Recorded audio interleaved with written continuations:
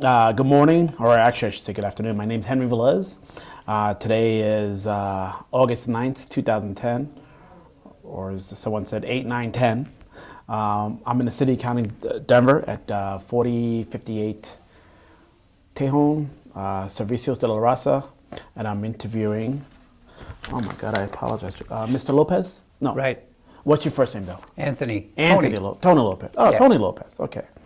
For the Voces Oral History Project. Thank you, Mr. Lopez, for agreeing to be an interview for our project.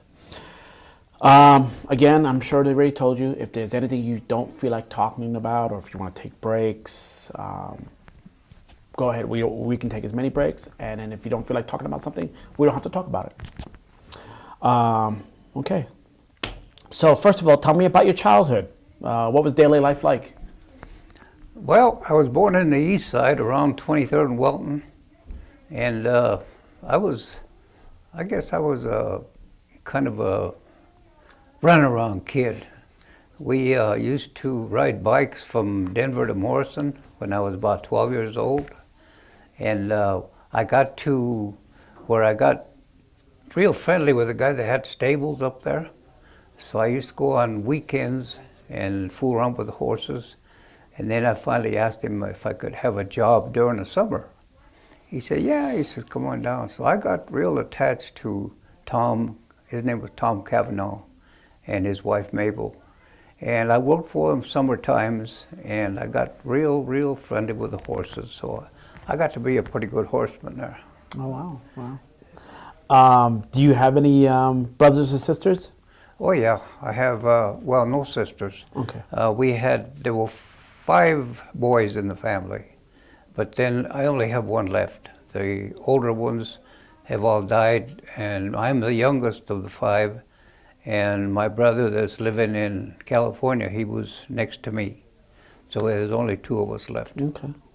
So you were the youngest, all right? So how did you guys get along? How did you guys get along?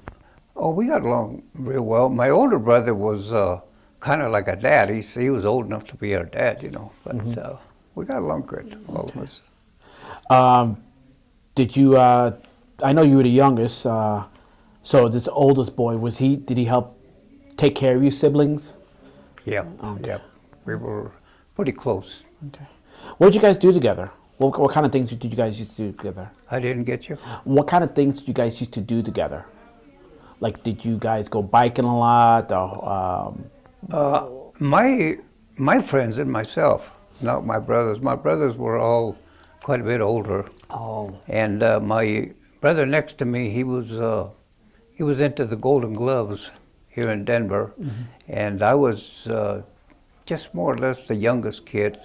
So I had my old group of friends, and like I said, we used to roam around all the time. I used to play a lot of ball on 23rd and Welton. Oh, okay. All right. And I remember my mother used to go and get us free shoes at the school building, and I used to lose my shoes all the time because I was always running barefoot. Oh, okay. And 23rd and Park Avenue. That's like Park Avenue now, right? Yep. No, 23rd and Welton.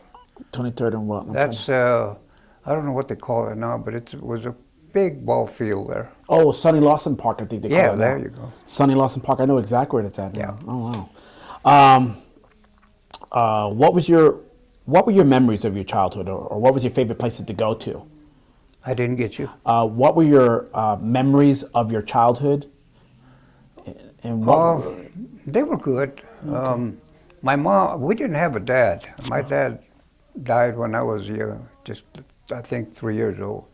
So my mom raised me and my next brother. The others were older, and they went off, got married, but we had a good childhood. My mom was very caring, and of course we had to get out. When I was around 12, I was working at a grocery store, stocking and stuff, and the owner was real good to us, and he would give us cans that were dent or something, and we'd take it home. So we did well. Okay. Do you have any? Did you have any favorite places to go? Yeah, Red Rocks, Morrison Road, Morrison. Oh yeah. We used to go there weekly, every weekend. Oh, okay. Yeah. Okay. What did your mom do? She worked for, I think it was Bailey Jeans in Denver. So she was a seamstress. And she worked there, and also she used to work at the Mexico City restaurant. Okay. So she was busy. Yeah. I think that Mexico City's still up and around. I think I guess Yeah, Don Larimer or something like that, right? Right. Yeah. Where was your mom born? She was born in Chihuahua, Mexico. Okay. And then your dad, I know he passed away. He was also, yeah. Chihuahua, okay. What memories do you have of your mom and dad, or of your? My dad, I don't remember at all. My mom was, like I say, she was a very good mom. She died in 1957. What traditions did your mother bring from her upbringing to you? Well, I think we were all raised in the Mexican way. We held on to a Mexican heritage, and then when I was a kid, I couldn't speak English. I started going to Sacred Heart School, and then I had to learn to speak English, and I wasn't really very fluent in English. Matter of fact, I remember she sent me one time to the store to buy her some garlic, and I didn't know how to say garlic, so I was just looking around the store, and the storekeeper knew us because it was right at the next corner. So he kept asking me, "What are you looking for, Tony?" And I didn't know how to ask for garlic.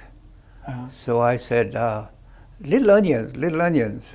Yeah. And then he said, "Oh, you mean garlic?" I said, "Yeah."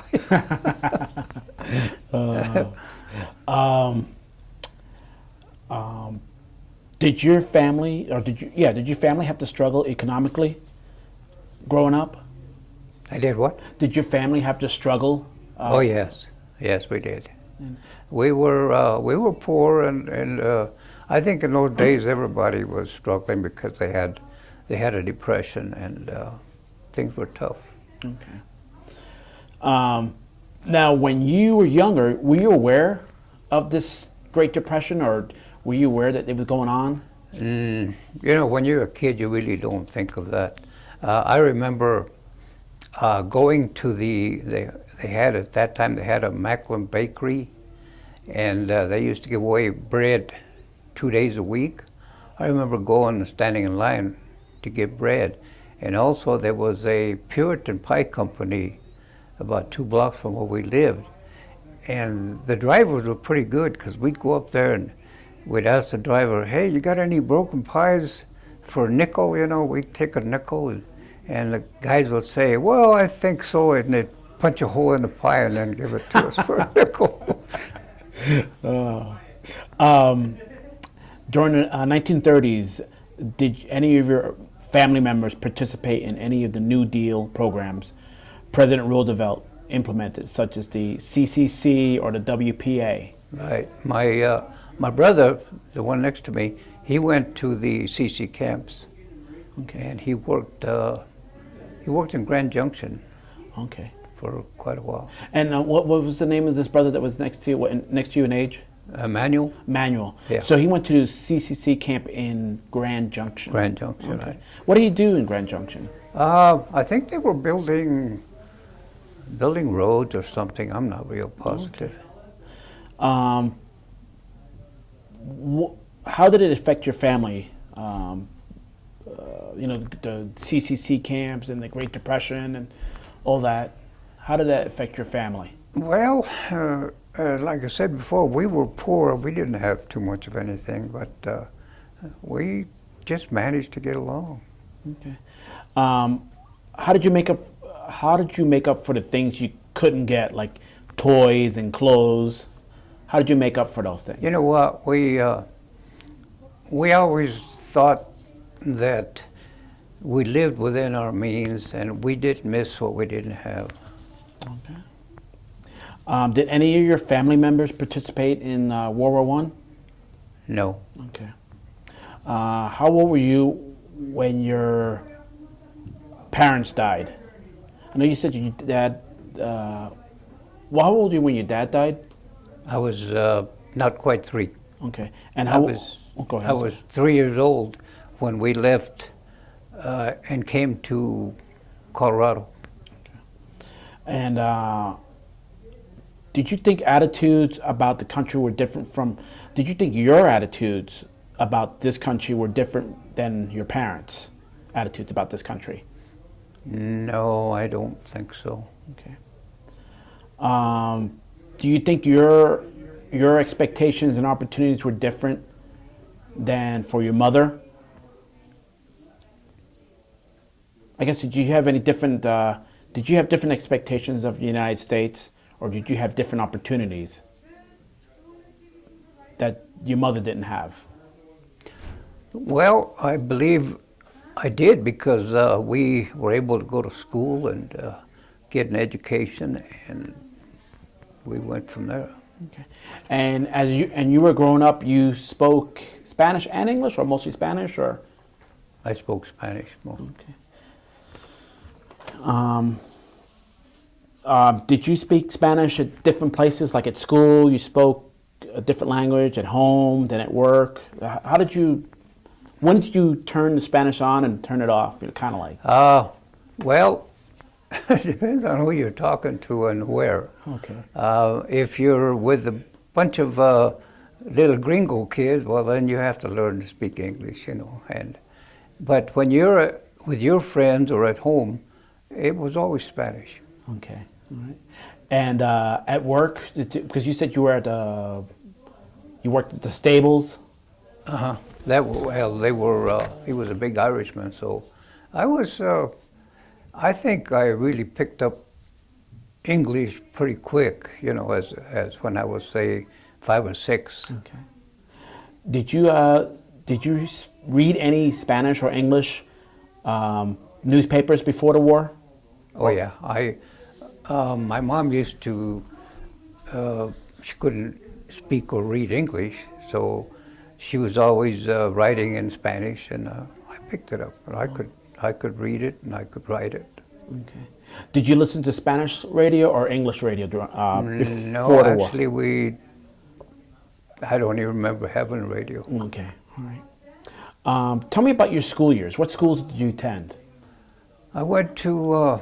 When I was a kid, they put me into Catholic school, Sacred Heart School. Sacred Heart. Okay. Yeah, and I was there for probably, I think probably 1 year. And one day we were out playing marbles, and they called class in, so we went in, and for some reason or other, I can't remember what, the sister came to me and told me to put my hands out in front of me like this. So then she had a big ruler, and she started hitting my hands, and I don't remember doing anything wrong, but when she went to hit my hands, I pulled them back. So then she said, put your hands out. So I did it again, and she went to hit my hands, and I pulled them back. So she sent me home. So then after that, I couldn't go back to Catholic school, so I went to Ebert Elementary. Hebert Elementary. Yeah. Okay. And then I stayed there till it was time to go to junior high, and I went to Cole Junior High. Uh-huh. And then from there I went to Manual High School. Manual High School. Okay. So what were your first years in school like? In which school? We'll start from elementary. So I know you told me experience with the nun. What else? What other kind of experiences did you have? Well, you know, Catholic school was kind of strict, I thought, because you had to come in the mornings and you had to be real quiet and kneel and say your prayers, and I just thought it was strange because I know at home we would say prayers at night, and you know, we were done with that. But Yeah. they were real strict, and I just didn't like it. Yeah. How were your experiences at Manual High School? Manual High School, oh, real good. All right. I had good teachers, friendly teachers, and I got along well. Okay. What do you remember if you participated in any activities or clubs? In Manual High School? Yeah. Yeah, I played baseball. I played some football, not too much because I wasn't that big. But I did participate in football and baseball. Okay. Do you have any special memories about high school? Yeah, I had a couple of teachers that I was real close to. My woodwork teacher was one, Mr. Severs, and I used to make pretty good furniture actually. I still have two end tables that I made. I made one for my wife's mother. She was a girlfriend then, and I made one for my mother, and we still have them. Wow. Okay. Was your school predominantly Latino? No, Okay. no, very few. Okay. What were they, mostly Anglos or mostly? It was quite a mixture. We had lots of black kids, Anglo. It was pretty much 1/3 all around. Okay.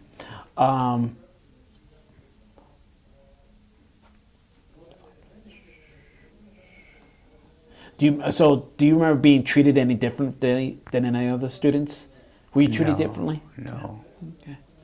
Do you remember any other kids being treated differently? no. It was pretty much everybody was alike. Yeah. And what do you remember about what was going on in the country and in community growing up in the 40s?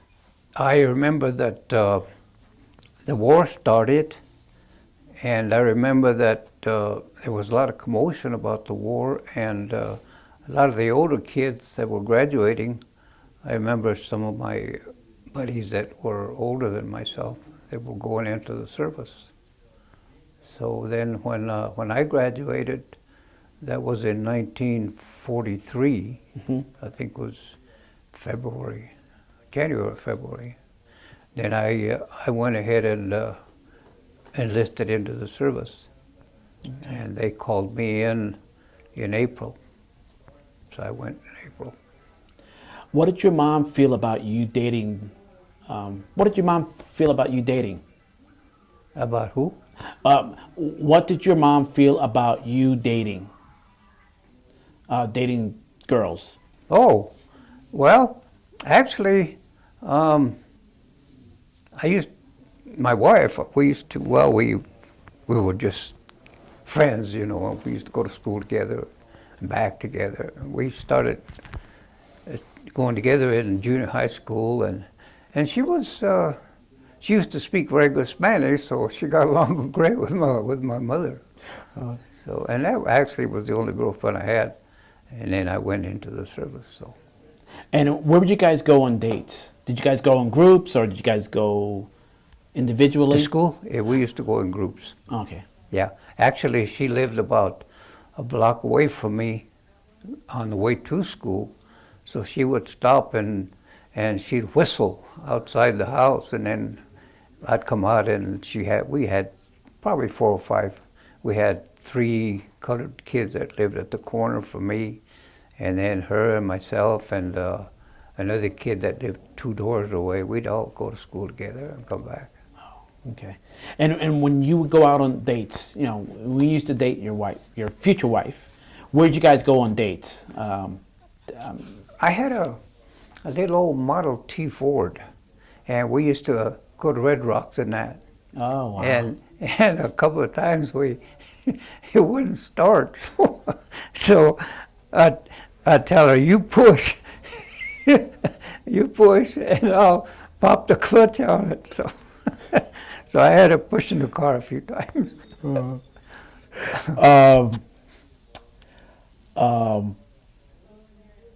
So pretty much right after high school, you enlisted in the service. Yeah. Okay. Did any of your older siblings enlist? No. Okay. I was the only one. Okay. What would you say you were like most other Latinos of your generation? Were you like pretty much the same as any other Latino in your group? Yeah, pretty much. Okay.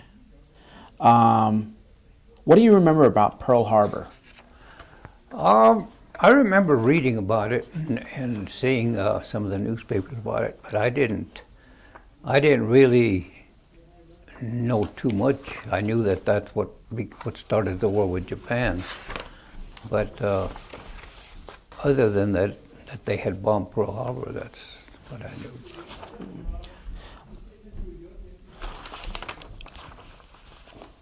Were you part of any organizations before the war? LULAC or any other? No, no. Did you support the war effort? Yeah. And what did your mom think about the war effort and you going into the military? Well, she kind of accepted it because, like I say, at that time, all the young people were either they were getting called in by the draft or you volunteered to go. So it was just something that was pretty much accepted because they knew that, you know, you had to go out and fight a war. And it was pretty much just people expected that their kids were going to go into the service. Okay. Do you remember the rationing of goods? Yeah. During the war? Yeah. What did you and your family ration? They rationed gasoline for cars. They rationed meats. They rationed sugar. They rationed, oh God, just different things. And how did you get by without these commodities? Well, you may do. You may do. They had like for gasoline and tires and stuff. They had a coupon that you had a coupon that when you needed, you could use it to just kind of get by until the next one. So it was rationed, but I don't think anybody really went without. Yeah. And how often would these coupon books come out? I believe that they were every month or so. Okay. So during a time of rationing, could a person go through their coupon book, like where there would be no more coupons? Yeah, I believe so. Okay. Yeah. Did you talk about the war with your mom and your friends? I did, and I actually I think I was the older of my friends. The rest were probably a year younger, so that we kind of expected that I would be leaving to go to the service. Okay. But it was, like I say, it was kind of an expected thing because when you hit 18, you either were going to be drafted or you volunteered to go. Okay. And were you drafted or you enlisted? No, I enlisted. You enlisted, okay. Yeah. And what are some of the things you remember talking about with your group of friends about the war? Well, I remember personally that I thought, well, this war is going on, and some of my older friends that neighbors and stuff had gone, and we talked to ourselves. We said, well, you know, you're going to have to go fight a war. I mean, there's no two ways about it. If you want this war to end, you're going to have to go into the service and do your part. So that's the way I felt. All right. How old were you when you enlisted? I was 18. And you were in Denver. Yes. And you enlisted in the Army? Yes. Okay. What were the dates of your enlistment? I went in April of '43, and I went to basic training at Camp Roberts, California. That was right in the middle of the Mojave Desert, and that was for infantry training. And we did that for approximately 3 months, and then somebody come along, and we were getting $21 a month, and of course my mother had an allotment check going to her to take care of her. And then somebody come along and wanted to know if you wanted to make an extra $50, join the paratroopers. So I thought that sounded pretty good. So about 4 of us went to the airborne. Okay. And what unit is of the airborne? Was it 82nd Airborne, 101st? Which? We went to Fort Benning, Georgia for airborne training. Okay. And what unit did you finally end up in? I didn't hear you. And what unit did you finally end up in? Oh, after I got our wings, we had a group that they lined us up one morning and they said count off 1, 2, 3, 4 all the way across. Okay, then they said even numbers over here, odd numbers over here. So even numbers, well, how was the even numbers? We went to the Pacific, and the odd numbers went to Europe. Oh. So we got split up that way. One of my closest friends went to Europe, and he's okay. He went to the 101st Airborne, and I went to the 503rd. Third, okay. How long were you in the military? I was in till April of '50. Okay. Well, we already got that. How did you were talking about your mom got some money. I forget what you called it exactly. Your mom got some money because you were in the military? Yes. What was that called again? Allotment. Allotment. Yeah. So folks back home or parents back home would get an allotment if their child went Right. to the service. Okay. And did that allotment increase because you were in airborne? No, the allotment was the same. Okay. Were there many Latinos drafted in your community? Drafted? Drafted unenlisted in your community? You know what? I remember. Well, we went from there to Fort Logan, and I remember probably 30 guys there that were going in at the same time I was. Oh, okay. From your old neighborhood? Yeah. I knew probably 4 or 5 of them. Okay. How did the community respond to so many of the People kids? leaving? Yeah. I really couldn't tell you. I had no idea. Okay. Now, you were not married when you went to serve. No. Okay. How did she's now your girlfriend at this point. How does she react to you going into the service? Well, again, I think it was more or less an expected thing, and she says that when I left, she said she thought that I would never come back. She said well, of course, she had a neighbor with 2 families living in one upstairs and one downstairs in the same house, and the people downstairs, they lost a son in Europe, so she had the idea that everybody that went to service was going to get killed. Mm-hmm. So while you were in the service, where did your future wife stay? What did she say? Where did she stay? Oh, she stayed with the folks. With the folks, okay. What did she do while you were away? Well, what I understand is she used to, she could drive then, and she used to drive over to my house and take Mom to a grocery store or wherever she had to go. And I also had a grandmother that was pretty old, and she used to help take care of her and take her to the doctor or whatever. Okay. So she was pretty much around the house. Now, did she work or did she do any volunteer service for the effort? Not that I know of. Okay. Now, from what I remember, you said you went to what was the first? Where did you do your basic training at? At Camp Roberts, California. And describe your experience there. Camp Roberts, it was an awful hot place. It was right around 102, 3 degrees every day. And it was right out in the middle of the desert. It was just a big, wide open space. But I remember I had good times there. I remember specifically a little second lieutenant that we had, and he was a Southern guy. He had a Southern drawl, and he used to call me Lopez, Lopez.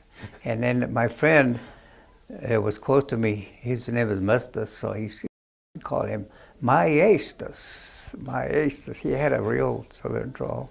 But anyway, I remember him because he was kind of a special guy.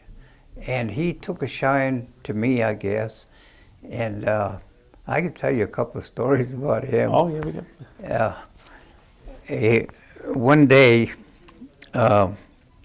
we were out on drill. So he scattered the company around.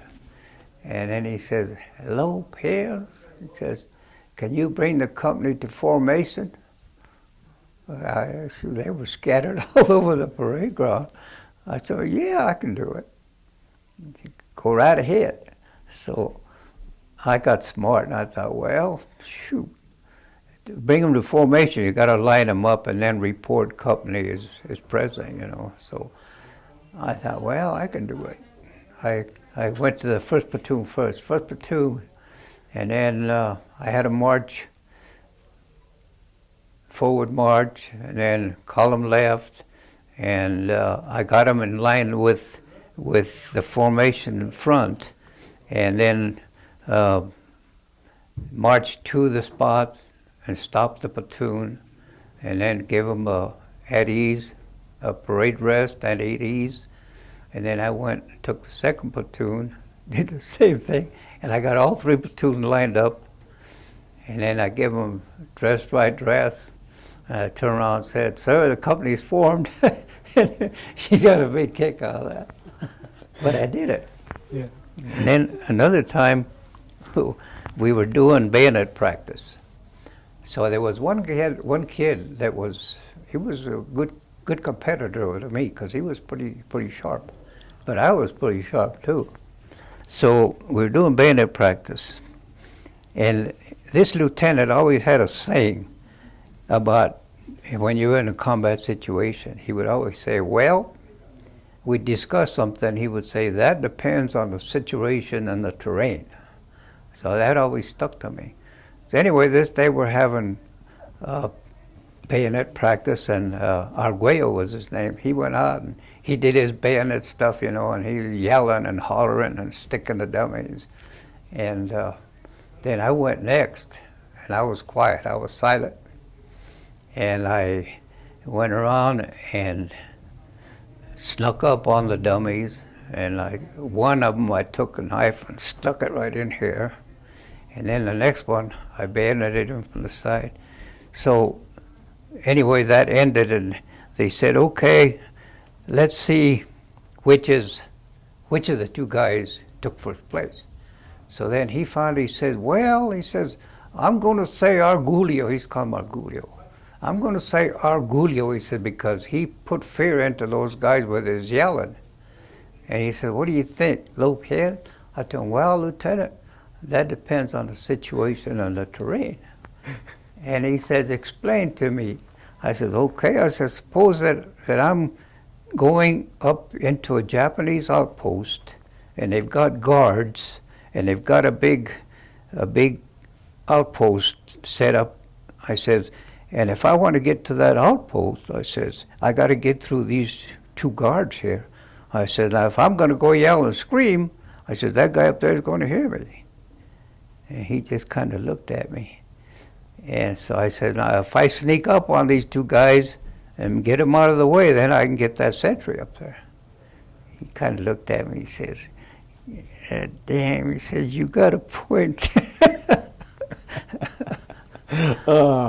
So how many other Latinos? Were there a lot of other Latinos with you at the training facility? Yeah, we had quite a few. And you told me some of the names there. Yeah. Did you guys all speak Spanish together? We did, yeah. Especially these guys, they were from like around La Junta and Romeo, Antonito, so they all speak Spanish all the time. So yeah, we did.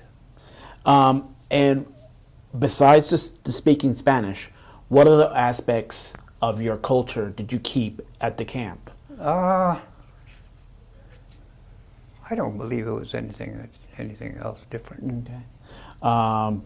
Religiously, did you guys do anything differently religiously? Did you guys pray a lot? I No, mean, no. Actually, we were always too busy with the training and stuff. yeah. You know. Okay. Did you befriend? Did you make friends of any one person at the training camp? Was there like close friends that you had? Yeah, yeah. There's one friend. Well, actually, there was two. One was a white boy, and he went to the 503 with me, and we came home together. Yep. What was his name? His name was Leonard Peterson. Okay. He was from some little town in Nebraska. I can't think of the name. Do you have any other special memories while training? Like, Yeah, I remember I took first place with the M1 rifle, first place in the battalion. And I tell you what, we used to practice daily with the rifle, and I got to really liking that M1 rifle, but I could hit bullseyes just one after the other. how far out were the targets? You start at 2, and then 3, and then 4.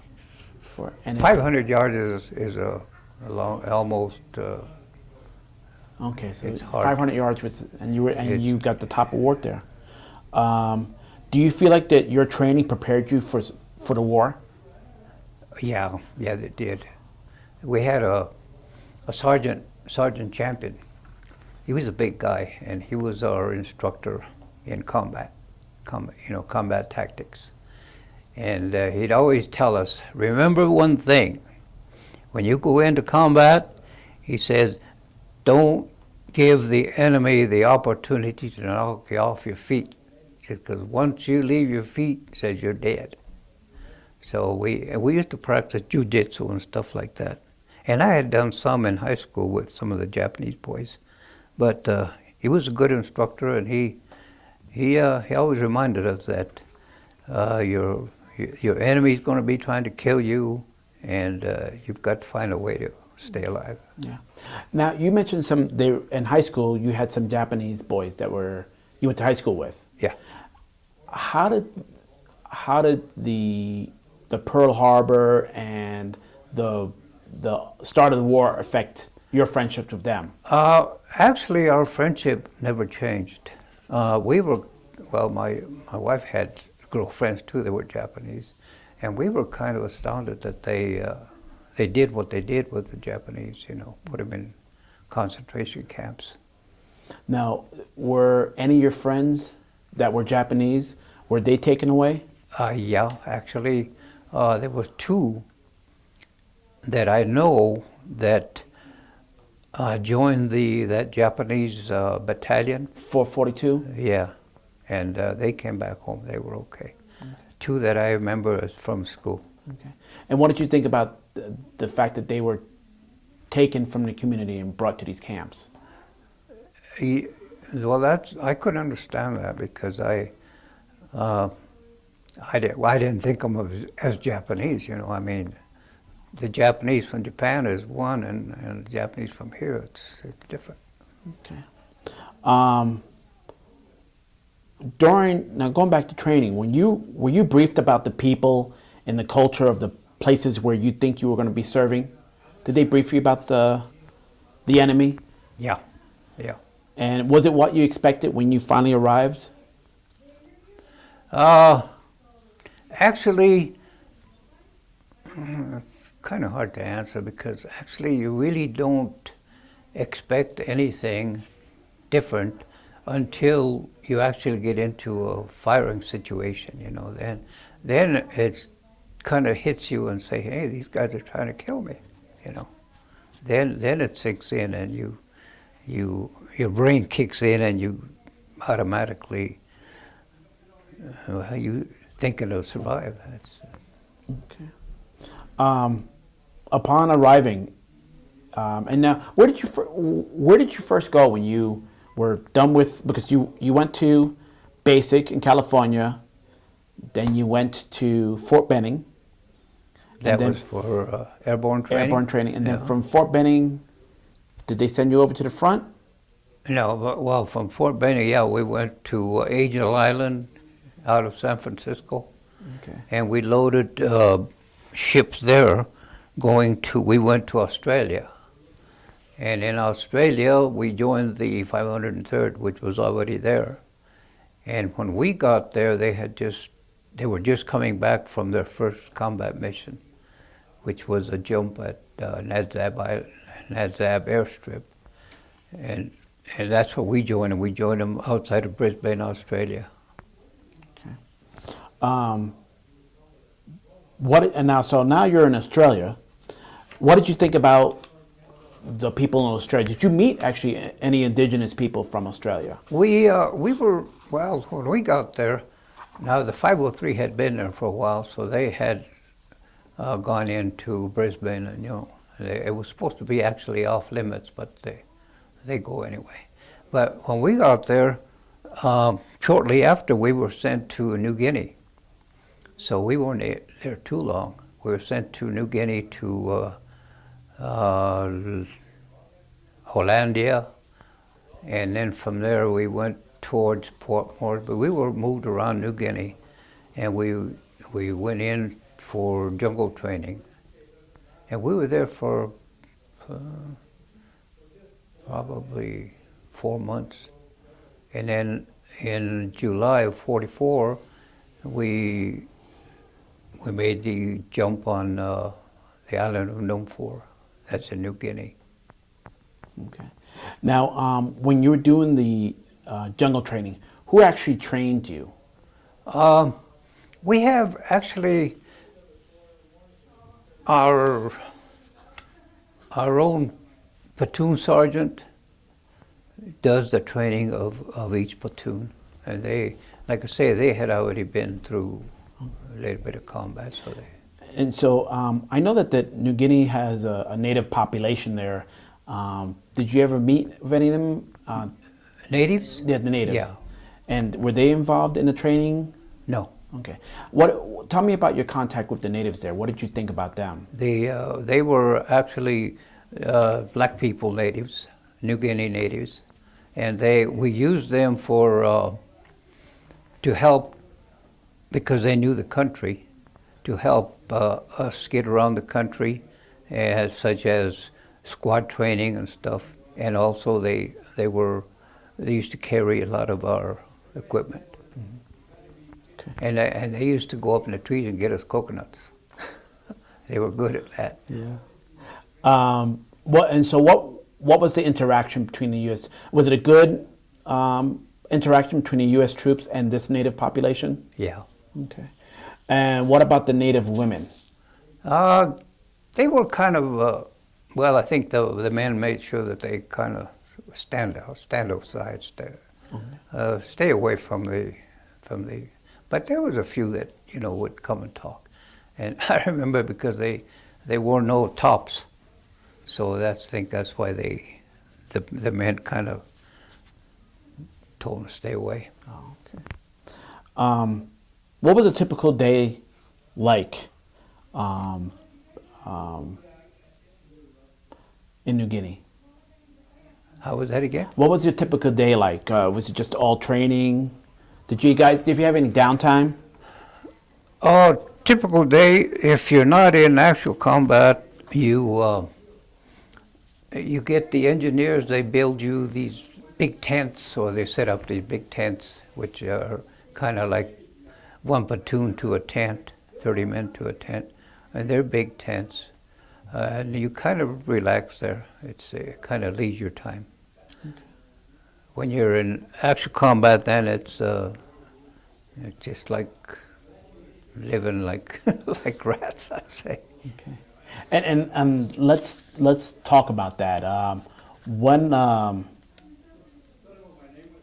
What was your first contact with the enemy? That was on Numfor Island in July of 1944, Actually, it was the 3rd and 4th of July when we made the drop onto Noon 4. Okay. Hold on. So, before you actually went to combat and you were at the base, what was it like on the base? It was pretty good. We had we could play games. We could play baseball, softball, volleyball, whatever. You know, if we had the equipment, we got along pretty well. Yeah. What was there anything you missed about home? You know what? I think you're so busy with everything going on that you really don't. I didn't get many letters from home, but I didn't write many letters either. So you know, it's just a different life, and you just get used to it. Were there what was the ethnicities of the people in the base? And what was your relationship with the people and the men and the women? In our own outfit? Yeah. Well, we didn't have many women around there. Maybe a nurse once in a while, but it was mostly just our immediate companies and battalion, whatever. Yeah. And what was the makeup? What was the ethnic makeup of those? It was mostly white. Mostly white. I hear a lot of comments, or I used to hear a lot of comments that the Latinos were used for cannon fodder, you know, and stuff like that. And that's not true. I never saw that. Because actually, in my company, they were, I think, 4 Latinos. And so it's just one big bunch of people that get along as brothers, and nobody gets shoved out in front of nobody else. Okay. And the 503 was that an elite unit of the armed forces? The 503rd Regimental Combat Team was pretty elite because I think MacArthur kind of took a shine to it because we were not a division, so you didn't have to move a whole division to do something. It was a regimental combat team. We were fast moving, and we could either go by plane or by land. Okay. So if they needed a regiment to do something in a hurry, we were available. Yeah. And I just want to go back a little bit to your airborne training at Fort Benning. Tell me a little bit about that. Well, airborne training is mostly just learning to handle a parachute, to get into and out of a parachute, and what to do when you're coming down out of there. Well, first of all, you got to learn to hook up the static line in the plane when they say stand up and hook up. And what it is you got 12 men in a squad in a plane, and when the instructor says stand up and hook up, that means you're ready to go out the door. So you got your static line to the back of your parachute. You hook it onto a cable, and that's what opens your parachute when you go out the door. So you have to learn all that, and then they'll say check equipment, so you check the equipment of the guy in front of you. Make sure that the lines are all okay and they're not twisted, so that when he goes out the door, that static line is going to open his parachute. And how was the physical training? How did you guys? How was it tough? The physical training? It was very tough. And the guys that are doing the training, they don't recognize any rank. I mean, you go in there and you're just a guy that's learning the ropes to become a paratrooper.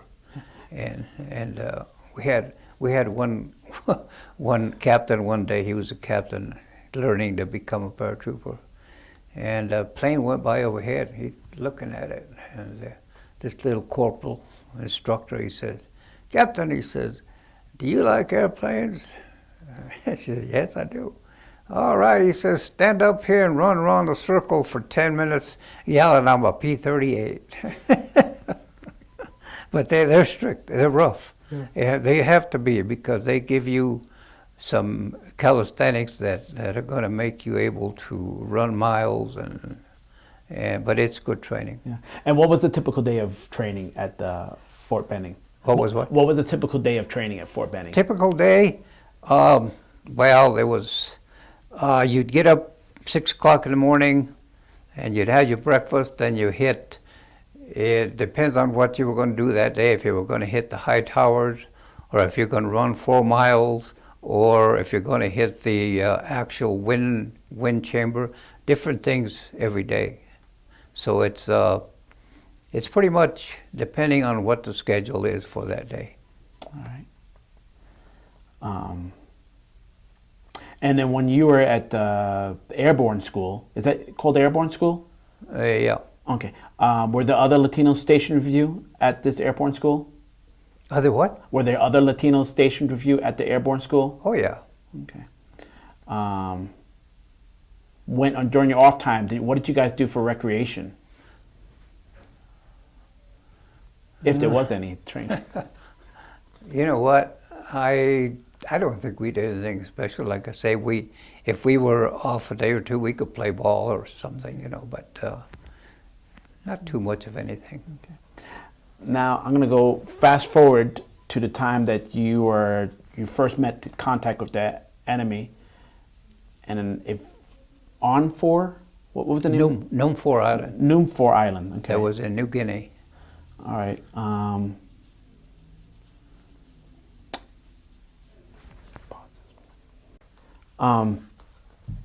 When you were involved in your first battle in New Guinea, talk to me about some specifics of that first battle.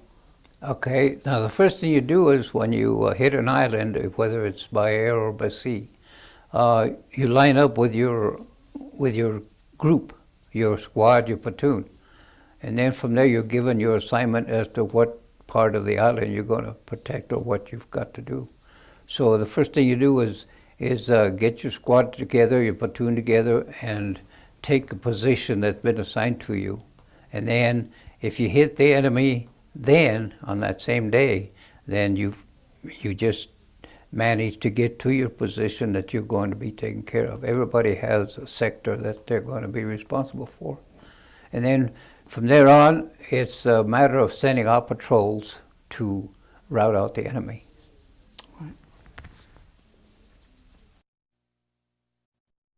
Your first contact, specifically this first contact with the enemy. I remember on Numfor Island, it was you might say a pretty cruddy island. It was always raining and muddy. I remember traveling through that mud pot, and the first contact we had was shortly after we landed, and we hit a bunch of Japanese. What we did is we took the airstrip, and then we hit a bunch of Japanese that were trying to keep the airstrip, so we finally chased them off, and then we began to go.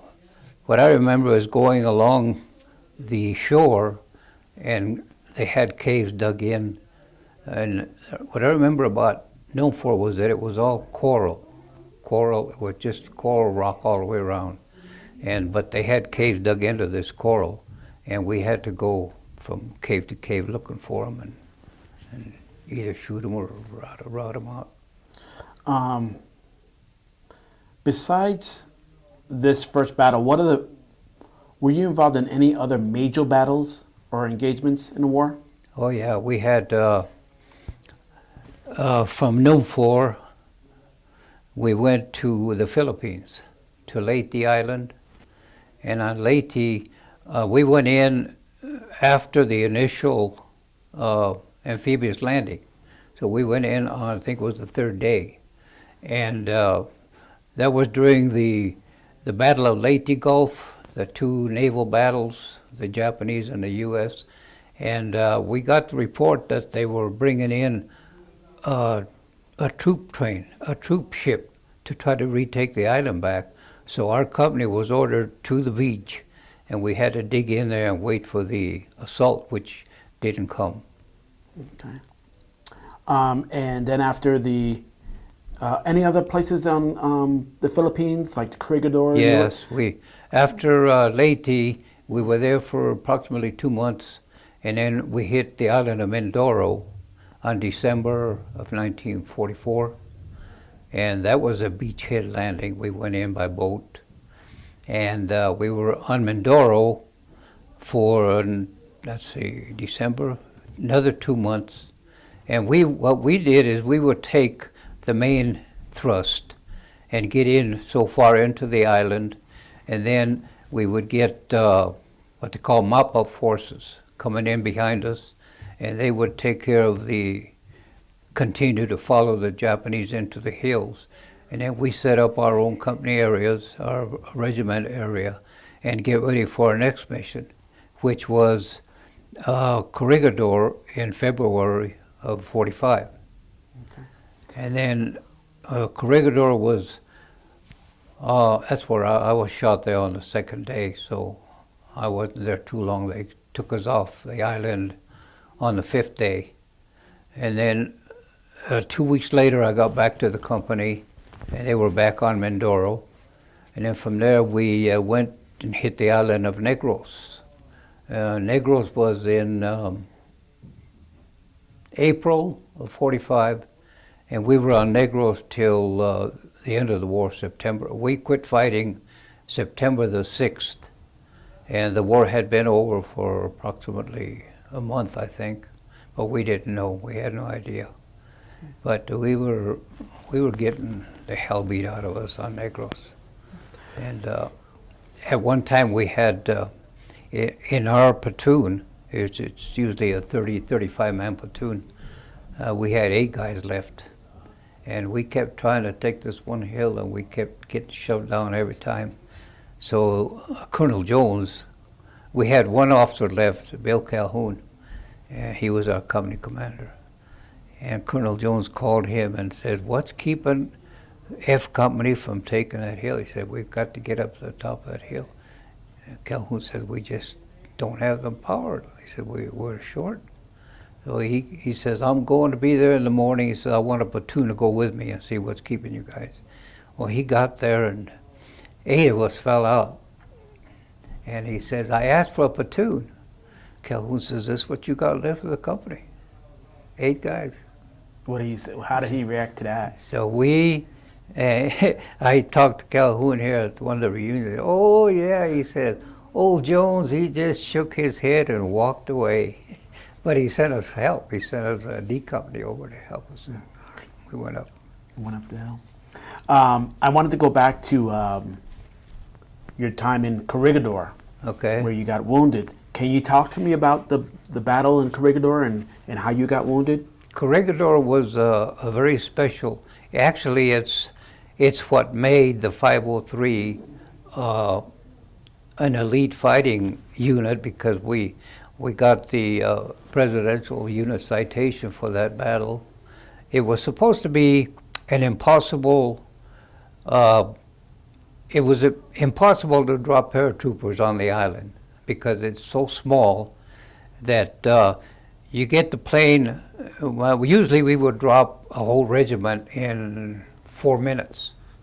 But this island was so small that you could only go one plane at a time to the little drop zone that we had, and only drop. They started dropping 10 guys. Usually it's 13, 14. They started dropping 10 guys at 600 feet, and half of them were hitting the ocean. So they couldn't drop more than just one plane at a time and dropping 10 guys. So half of them were hitting the ocean, and the other half, well, luckily they would hit, but it was all bombed out. The top was all bombed out. Buildings were in pieces. They had steel girders and broken trees and anything else, just a hazard to the paratroopers landing. Plus they had a good 25-mile-an-hour wind blowing them around. So when the Japanese heard that they were going to drop paratroopers on the island, they didn't believe it. They said, "No way." Said they just want us to bring they had everything concentrated on the 2 beaches there. They want us to bring our defenses up so that they can hit the beach. Had we tried to take Corregidor by land only, we'd have lost probably a battalion and a half if we could take it. So by going in by parachute, we kind of took them by surprise. The Army, I mean, the Air Force and the Navy did a great job of keeping the bombs going and shelling their areas and shelling the topside, so that when we actually went in to jump, the Japanese were not on topside because they didn't believe that they could drop. So they started dropping 10 guys at a time, and half of them were hit in the ocean. And they had figured this, so they had PT boats going around picking up the guys that hit the ocean. Then they would take them, and they came in the next day by boat. But we dropped 2 battalions. We had planned to drop all 3. But after we dropped 2 battalions, we managed to take all of the topside of Corregidor and take the big guns that were up there. And so then Colonel Jones decided that he was losing too many guys with broken legs and broken arms, so he called off the 1st Battalion, and they came in by beach with the engineers and a company of the 34th Infantry that came in by beach. Mm. So when I was in the 2nd wave. When we went 2nd wave, which was 2 hours after the 1st wave, we decided, or I didn't, but they decided that they were losing too many guys still going into the ocean, so they cut down to 8. Instead of 10, they cut down to 8. They were still hitting the ocean, so then they said, well, we're going to cut down to 6 men at a time and go down to 400 feet, which is just barely enough time for the parachute to open. And I remember 2 of our guys getting hit in the plane because they were shooting machine guns at us. We were so low that it was coming through the floorboards. So when we jumped at 400 feet, 6 guys at a time, and I was the first one out on the 2nd pass around, and I remember I guess I jumped a little too soon, so I hit, before the drop zone, I hit in a tree, and I was about 5 foot off the ground in a tree. But there was a guy, photographer, that was ahead of me. I pushed him out. He had never jumped, but he went out the door, and he landed down below me, and I was trying to shake myself loose. And we have a clip here that is release, so the parachute will open. Well, when I hit the tree, it went up under my chin here, so I couldn't turn it. So I heard this guy coming up, and I thought, oh man, I'm a goner. I thought it was Japanese for sure. I was a BAR man at that time. I had the BAR strap on this side, and the BAR man carries a 45. So I unzipped the holster, and I pulled out the 45, and I pulled it back, and I just waited. And the first thing I see was a U.S. helmet coming through the brush. So it was this photographer that had, and he come up and he looked right at the 45, and I said, hey, I said, pull me down. So his eyes got this big. So then he reached up and grabbed my boots and jerked me down, and then we cut the risers off. So we both went up together. But that's the way I landed on Corregidor. Yeah.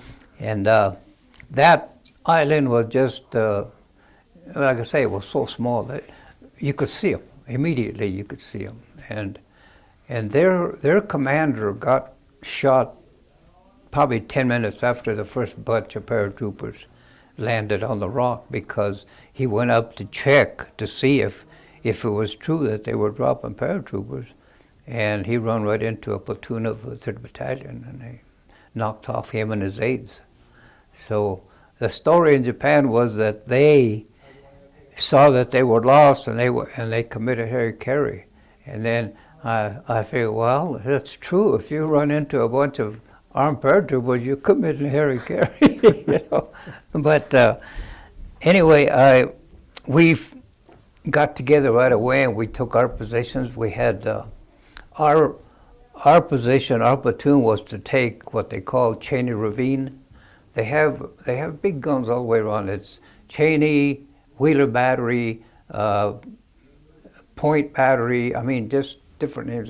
They have these big monstrous guns, and so our platoon was to take Cheney Battery and overlook Cheney Ravine. That was our responsibility, and our squad leader got killed just 10 minutes after we hit the ground.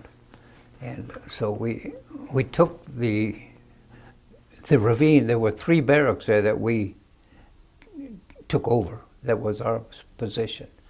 So he went to, I guess, get orders from the company commander, which was underneath B Battery. They had rooms underneath B Battery. And company headquarters was there. And coming back, he got shot right through the chest. Sniper got him. So then we could see him. I mean, you could see him coming in and out of caves, and we were busy just shooting as fast as we could. And we got by that day okay. And then at night, they began to come up the ravine and toss grenades at us, you know. And they always told us at night, don't fire because you give away your position. And I thought, well, gee, they already know we're here, you know. We know they're there, they know we're here. So we've been trading shots all day. So then that night they start coming up and toss grenades up at us. So we would, the building was had like a walkway in front and then the rooms behind. So we were on the walkway, we hear the grenades come up and we jump into one of the rooms behind the concrete. So they did that about half a dozen times, and we keep running back into the room. I thought, oh, bull crap, this is not going to do it. They're going to kill us sooner or later. So I went out to the edge of the walkway, and I took my BAR, and I just waited. Pretty soon I heard them coming up, and I just sprayed the area. And I hit one of them that was tossing grenades, and he just laid there and moaned, but we didn't get any more grenades that night. So that eliminated that. I'm sorry, go ahead.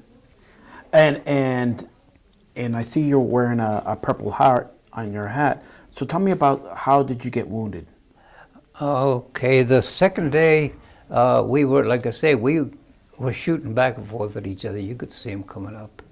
And one of the guys yelled, no, this was before. Before that, we had a little guy, Oli, because the guy kept sniping at us from our left flank, which was, later on we found out was Cheney Road, which came from down the ravine up to the top side. And there was a sniper up there. He's the one who shot Hoyt, our squad leader. So he kept sniping at us every 2-3 minutes. So when the guys finally spotted him with binoculars, there he is, there he is, there he is. So I said, where? So he showed me. I said, oh yeah. I said, I see him. I said, give me your M1. So he gave me his M1, and I put it in a shell hole. I went up 200 yards and I just waited. And I waited about 3-4 minutes, and he come up again, and boom, I plugged him right in the head. So he didn't shoot anymore. And Ole was the guy with the binoculars. You got him, you got him, you got him. I said, yeah. So then later on that afternoon, when the guy said, there's one over there down below. It was about 150 yards down. And this guy come up from behind some rocks. And we said, no, we said, that's not a Jap. He had a jumpsuit on. And then he had an American helmet on. So that's one of our guys. No, it's not one of our guys. What would he be doing down there, you know? Well, the guy was wounded real bad. And he was barely crawling up and finally sat on one of the rocks. And he took off his helmet and waved. It was a blonde guy. So I said, no, that's one of ours.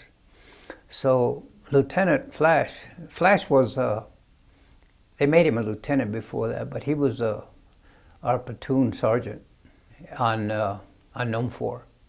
And after NUM 4, they sent him to OCS because we were short of officers.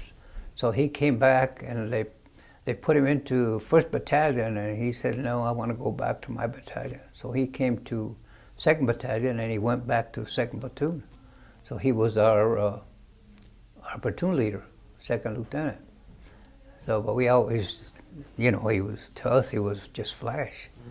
So Ed, we all call him Ed. I still see him. Anyway, he says, cover me. He said, we'll go down to get him. So we're firing into the brush, you know, and him and Tony Angelos, Kamakumas, we call him Tony, a Greek kid, they went down to get him, and they just didn't quite get to him when they both got hit. So then Flash had his arm shattered here, and it was a mess. So then Kamakumas had to grab him by the other arm and bring him back up. So then O'Connell and myself thought, well, we can't leave the guy down there. So, but then we said, we got to have something to put him on, you know. He was a big guy, and we couldn't carry him up that ravine. So we went into the barrack room where we were, and we tore off a screen that had these springs. They had these springs where they would fold them down and put a mattress on or whatever. We tore off one of those, and we told them, we're not taking weapons, so you guys have to cover us. We can't handle weapons and the bed spring. So we went down and we stuck to the edge of the ravine where they couldn't see us, and we got to him. But coming back, we figured we can't stick to the edge of the ravine because we're carrying the stretcher. So we said, well, I told Bob, I said, you take the front, I'll take the back. I says, we laid the kid down on the bed, on the screen, told him, we're going to get you out of here. But he was kind of unconscious. So I told Bob, I says, when you get to that open area where they hit Flash, I says, you got to go like hell. I know. So we took off with him, and we got to the area, and we started running up with him. I said, when you get to that bunch of rocks, we're going to get behind it, we'll be okay. Well, we didn't quite make it because they peppered us and they hit both of us. So, and my feeling at that moment, it didn't knock me down. It went through here and right into O'Connell, right behind his leg. It knocked him down, boom.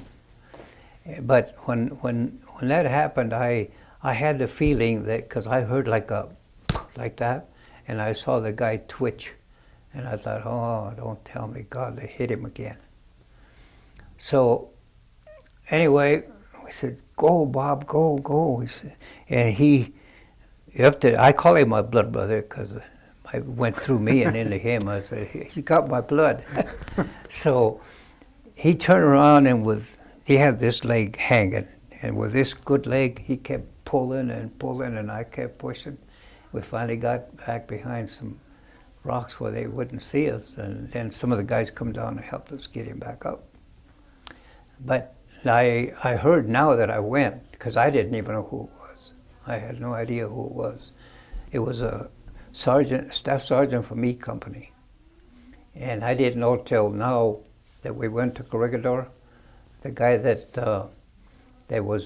talked us into going, he's an Australian guy, and he's doing a lot of research on Corregidor. And he was interviewing us at the reunion, and I told him, I said, you know what, I don't even know who it was he said, I know. I said, you know? Yeah, he says, Staff Sergeant Leonard Ledoux from E Company. Oh, wow. And I didn't know it, but Wow. he died. He says he died on the way to the aid station. Oh, okay. So, how long did you have to get treatment for your injury? I stayed with the group. Well, it was, to me, I didn't think it was much of anything. I just went through here and out here, and it was just space about that big between the holes, you know. Just hit flesh. Mm-hmm. But I stayed. I had Gooding, he was our medic. He sprayed some sulfur on there and put a patch on there. I said, I'm okay. O'Connell, they had to take him to the aid station along with the other boy. And the next morning, we went out down to try to close a couple of the caves down there. And that's hell, because they're looking from inside. They can see you and you can't see them, you know. But we did okay, and then come back to our barracks. And time I got back up there, I couldn't hardly walk. So then Gooding said, let me look at that again. And this was the following day. So then my my leg was from here down to here, red, red, red. So he said, man, he said, you got an infection in that thing. He said, you better get to the aid station. So I went, and they had me down as being wounded twice because they had me wounded on the 17th and then on the 19th. That's what this Australian told me. He said, were you shot twice? I said, no.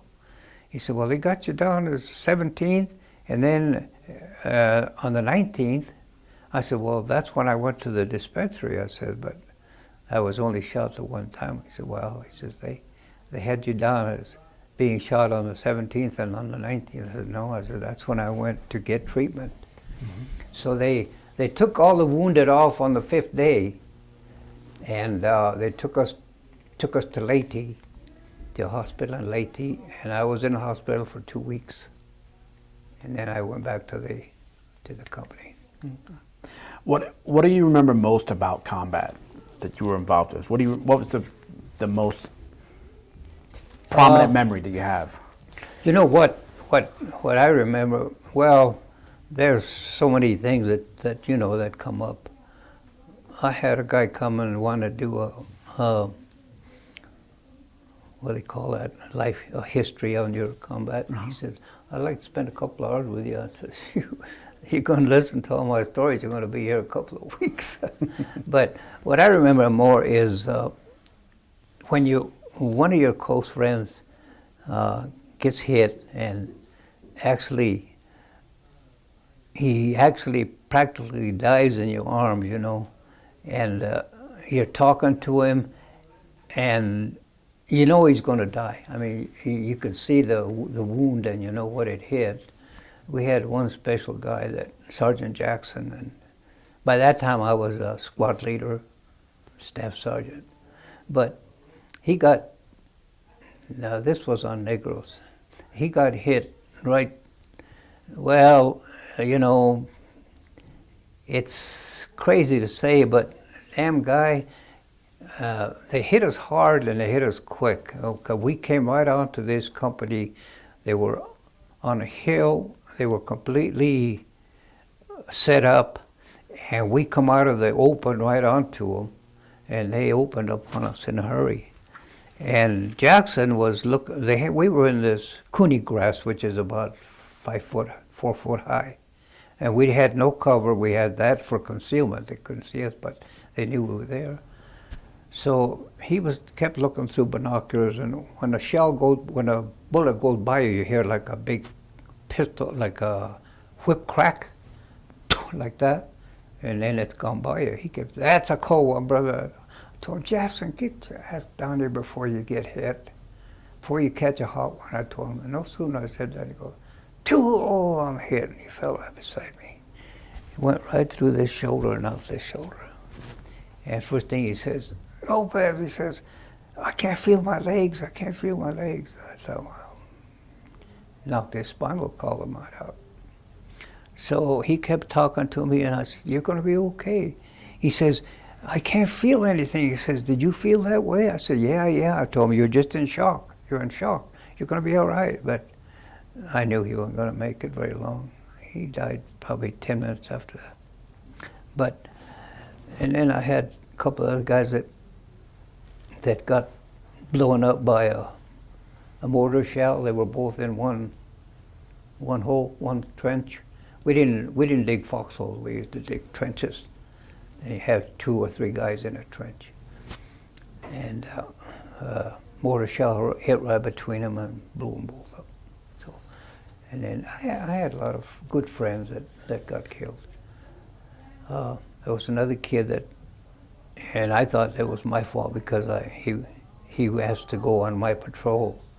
And we were okay the first night. We had to camp out at night. And the next morning we got up and, okay, let's have coffee and move on. So there was one shot fired and hit him right in the chest. And it came right out his back. So one of the guys says, I saw where that came from. He says that there was a hole in the hill just adjacent to us, a hole about this big. I told him, you're crazy. I said, I couldn't get a rabbit in there. So I told him, fire a couple of rounds in anyway, just to make sure. So he said, I knew it came from there. I saw the smoke. So anyway, he was an Indian kid from Yakima, Washington. He was close. Actually, he was in the hospital when I was after Corregidor. And we both came back to the company together. And we plugged up the hole in the back where it come out, and I got two guys to take him, make a rifle sling, what we call a rifle stretcher. And we put him on to keep him face down. I says, don't let him move, get him back to the company area.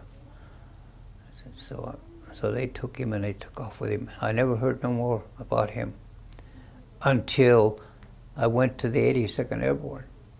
And I met another kid there from Yakima, Washington. His name was Gowdy, Matt Gowdy. And I told him, where you from? He said, Yakima. I said, oh, I had a good friend from Yakima. I said, he got killed on Negros. He said, what was his name? I says, Johnny Peters. Oh, no, he said, he didn't get killed. He says, he went home. He said, they sent him home. I said, you mean? He said, yeah. He said, he got shot right through. He said, didn't hit nothing vital, but he said, but he said, you know the sad thing about him? He says, he took to the bottle, and the bottle killed him. Yeah, but he said, no. He said, he got home. Oh. So. But a lot of things happen in the war. Were there several other, were there any Latino or African American officers? Yeah, there was, well, no, this was not, this was in the 82nd after the war. Yeah, and during when you were in the 503rd? 503? Yeah. We had, let me think. Not that I can recall. Mm-hmm. No okay. Hispanic officers. Okay. What awards or citations or commendations did you receive for your service in World War II? What was that? What awards or citations did you receive in World War II? Oh, I got a whole bunch of them. I got the Bronze Star, the Purple Heart, the Good Conduct, the American Campaign, the South Pacific South Pacific area with 5. So they give you, for each combat, you get a little star on your ribbon, and for after 5, you get a silver star to put on it. So I have one with a silver star and +1. And I got the Purple Heart with a cluster. And then I got the American Campaign and the Philippine Campaign, Philippine Liberation, the Philippine Occupation. And I got the Combat Badge. And I got 2 presidential citations. We got one from the U.S. President and one from the Philippine President. And the Bronze Star, for what action did you receive the Bronze Star for? That was for when we went down to get that wounded boy out and we got shot. Okay. How were you treated by the community and your family when you arrived back from the States after the war and you were done with the war? How did the community receive you? How did who treat? How did the community treat you? I would say no different than before I left. Okay. Actually, I went back to Manual High School to see some of my teachers, and they were very receptive. And I had one English teacher that he saw me in the hallway, Tony, and he grabbed me and he said, hey, he says, come on up to, after the bell rings, he says, come on up to the room. He said, I want to talk to you. I said, but you know what, I left the school before the bell rang, so I didn't get to go and talk to him. What do you think and feel about your service as a Latino in World War II? Me? Yeah. Personally? Yes. I enjoyed it. I liked it. after the war was over, I re-enlisted back into the Army, and I went to the 82nd Airborne. And then after my time was up with the 82nd Airborne, actually I had a chance to go to OCS there. When my time was up, they asked me and another staff sergeant there, he was a German kid, they asked us to go to officer school. And he went, and he retired a major. I kept in tabs with him, but he went. And I told him, no, we already had one kid, so I told him I'm going home. So, but then I came out of the 82nd Airborne, and I re-enlisted into the reserve for another 2 years. So I have three separate discharge papers. Okay. What do you think about the U.S. participation in World War II? About whose? What did you think about the U.S. participating in World War II? How did you feel about that?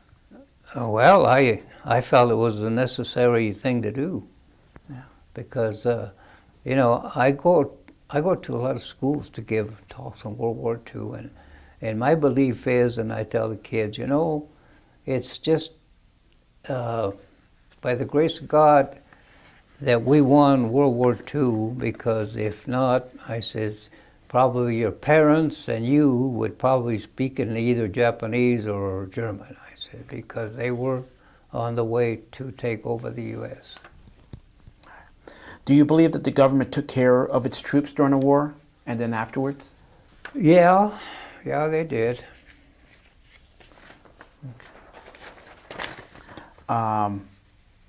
Was it difficult for you to adjust to life, back to civilian life after you've gone to the 503 and then the 82nd? Did you feel like it was hard to adjust back to civilian life? Well, it was in a way. When I come out of the service, I went to, well, I had a friend that came out before me, and he went to the police department. So he got on. And of course, I stayed a couple of years more. And when I come out of the 82nd, I went to the police department and I applied. And there was some discrimination there, because they were not very receptive. And I was, I might say, in great shape. I had been nothing but airborne all the way through, and we had been to Alaska and back and all over the place. So this lady that was interviewing me, she kept coming back to the one question: what experience have you had as a police officer? I told the lady, I says, I left when I was 18 years old. I've been in the military for 8 years. I told him I have experience. I says, as a soldier, I says, I have experience, combat experience, I says, but I'm just getting out of the service now, so I'm looking for work. Well, she kept, putting down stuff, and how much time did you spend in the service, and what was your rank, and so on and so on. So finally, she came back to that same damn question, but then I knew I was getting hot, and I knew that I wasn't going to go and get anywhere there. So finally, I remember standing up and hitting a desk, bam, like that, and she jumped back. I said, lady, I says, I told you, I says, I've been in the Army. I says, I've had a lot of experience killing people. I says, I'm good at it. I can kill people. I says, I'm real good at it. I said, you want me to kill somebody for you? I can do that. And she said, I'm sorry. She says, I have to ask you these questions. I said, no. I said, you're not. I said, forget it. So I just walked out. Mm. Did you use the GI Bill for any education or security? No, I didn't. I didn't use it. I went, after that experience, I went to work at the Denarco markets, and I worked there for quite a few years. Yeah. And it turned out to be good, because we had all the produce and fruits that we needed for free. So that was okay. Yeah. Did you use the GI Bill to secure a home loan? No. Okay. We just put down a down payment on it, so I never used it. How did the war affect your life? How did the Second World War affect your life? I don't really feel that it affected me in any way. Like I say, I remember my friends that I lost, and Actually, well, you know, we still get together. The 503 still has reunions, so we're still close. But didn't affect me in that I could. The only thing I remember is that I had malaria, and a few times on the job I keeled over with freezing and hot, and people didn't know what was wrong with me. They thought I was nuts or something. And it's just malaria, that's all. And I'll get over it. Yeah. But I didn't feel any different. Did you, after the war, you got married, and you had children? How many children did you have? We had 5. 5 boys. Okay. And are any of your members in the military? I had 2 boys that went into the military. Okay. And how did you feel about them going into the military? You know what? I kind of felt like when I went, I kind of felt like it's a duty. I feel that it's a duty that every male should go to the military for, at least for one term. It's good for you. It makes you get out on your own and stand on your own, and so I feel it's good. Okay. I wish my grandkids would go, but they won't. Okay. Recalling life before the war for Latinos, do you think life changed for them after the war? For example, advancement in education, more job opportunities. Do you feel like the war changed that for Latinos? Yeah, I would say it did. I would say it did.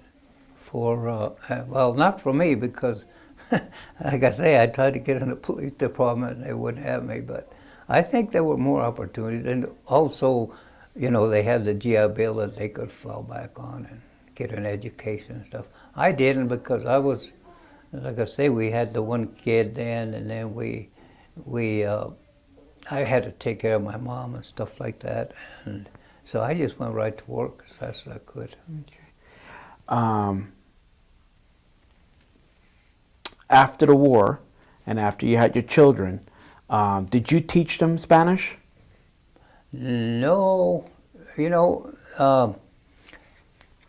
we did. We spoke Spanish all the time, but they just never picked it up. And actually, the truth is that when we wanted to keep something from them, we would speak to each other in Spanish, so they couldn't tell what we were saying.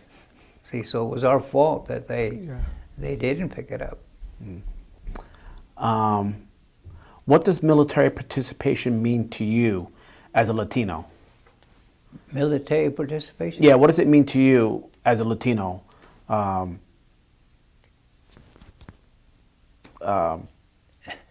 It's kind of a weird question. Well, I kind of thought it was great myself.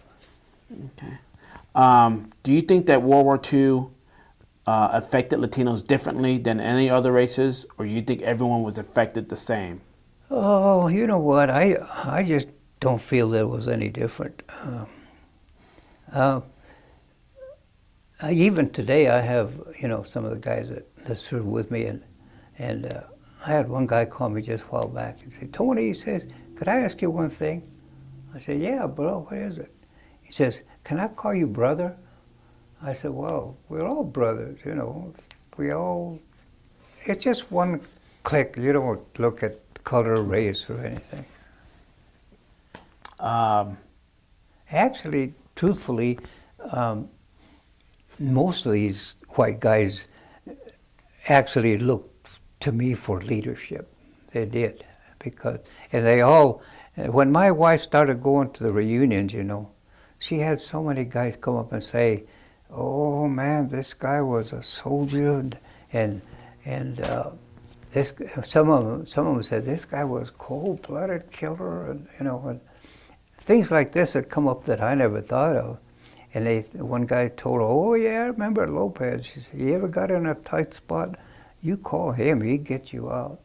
And then one day he talked to Calhoun, which was our company commander. She tells him, "Oh, he's always raised our kids like military." He says he thinks he was real military. And Calhoun looks at her and he says, Mary Louise, says he was military. He was very military. And he's a Texan. Mm-hmm. And then she tells me, how is it that all these Texans like you so much? Says they're what she call them, rednecks.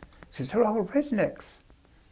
I said, well, they're not to me. I said, they're my brothers. Mm-hmm. Because I have mostly, so many of them are from Texas, you know, and they all just so, I don't know, we just click. Yeah. And you say that they came and looked up to you because you're... They did, yeah. But I was, like I say, when I was a young, you know, I used to run all over that 23rd and Welton. I used to bicycle up the hill. I was just, you might say a ruffian, you know. I mean, I could take care of myself. And that carried on into the military? Yeah, that did. And I remember a couple of marches, well, runs actually, where I remember one time with this one kid next to me. I thought the young white boys were kind of weak, you know. Maybe some were not, but I always were looking after them. But I remember this one boy, he was just almost passing out, you know, running, and you couldn't fall out of the run. So I said, what's wrong with you? He said, I can't go anymore. So I took his rifle. I said, give me a rifle. I put his rifle over his shoulder here with mine. And then I took him by the arm, and he put his arm over my shoulder here. And I ran with him until it was time to... They had an area where you couldn't drink water. You didn't have water. Had an area, when you got to the area, then they had the Lister bags there with water. But you couldn't drink it until the lieutenant said, okay. So I got there with him, and I laid him down, and I put the rifles down, and I run up, took my canteen cup, went up to get him some water. And the guy was sentry. He said, no, you can't have water. I said, my friend's passing out. I said, you got to have water. Well, he said, you can't have it. This lieutenant, gray-haired guy, come up. He said, what's the matter? I said, my friend needs water, I said. He says, I can't have any. He looked at him, he said, give him some water. So the guy gave me a canteen of water. I said, it's not for me, I'm fine, but he needs it. So I took a canteen of water, went down and set him up and gave him water. But I did that a lot. I had another friend. I always thought I was going to go see his folks. He was from Oakland. And I used to call him Rubberneck because he could not march. He was always out of step. And his head was going like this. He got killed on Corregidor. And I swore I was going to go see his folks in Oakland, but I never did. Well. Did you join any organizations after the war, like LULAC, AGIF, American Legion, VFW? Yeah, I belonged to quite a few. The DAV, the GF Forum, Purple Heart. Did you participate in any civil rights demonstration after the war, or were aware of any going on near you? Yeah. Okay. Do you remember any racial conflicts in your community, or reading about any during the war? No. From your life experience, is there a story about World War II that has not been told, or has not been told accurately? You know, that's hard to answer because,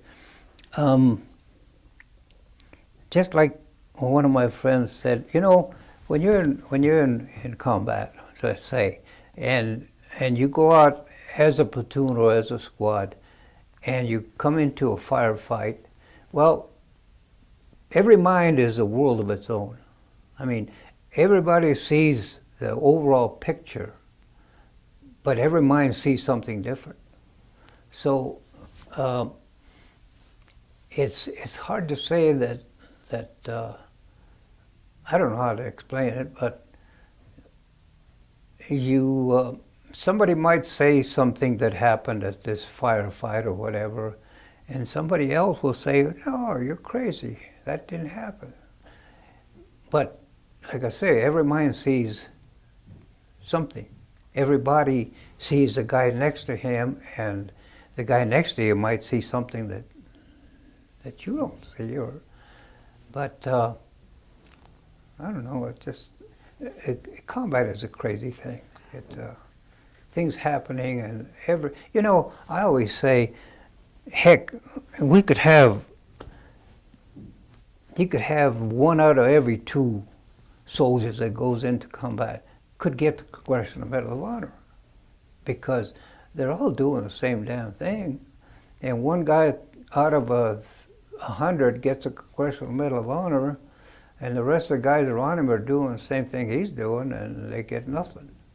When they told me I got a Bronze Star, I said, well, what for? He said, well, because you did this. Well, everybody else is doing the same thing, Mm-hmm. So it's a crazy thing. Yeah. So do you feel like that there was any special treatment or worse treatment of you as a Latino or other Latinos in the service during your time? No, I think I answered that because I think that I was,